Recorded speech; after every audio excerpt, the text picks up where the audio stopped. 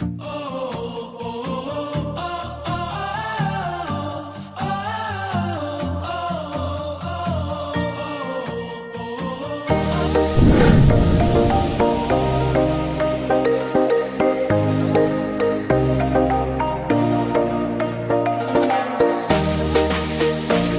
Portal Ilocos, summer is already waving.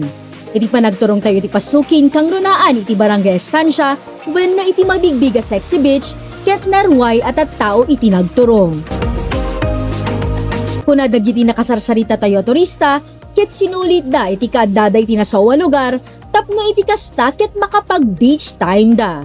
Kuna dagiti agkasinsina taga Metro Manila ken Zamboanga Laoag City ket makitkita dalaeng daytoy abaybay kadagiti Instagram ken Facebook apps da. Tagang dinadayo lahat ng mga like beach, ganon, for parang pack-outing na rin. Ganun po. Yes po. Tsaka pag umuwi din po yung cousin ko. Pero laking Manila. Opo. Pero every year po, since birth, dito po kami. Masasabi ko po na mas bet ko po dito sa Ilocos since dito naman po ako lang.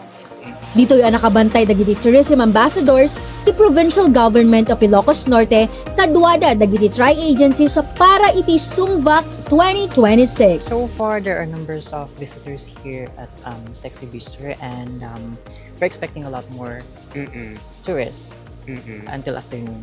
Kabayatan na, ingunam-gunam dagiti barangay officials ti barangay estansya iti kan-kanayon kumapa nagdaldalos iti igiti baybay ken panagan-anad tapno iti kasta ket agbalina natal na nadalos iti aglawlaw ket mailiklikan ti anyaman na peggad. Manipod Davila Pasuquin, NPI 2 News Portal Ilocos.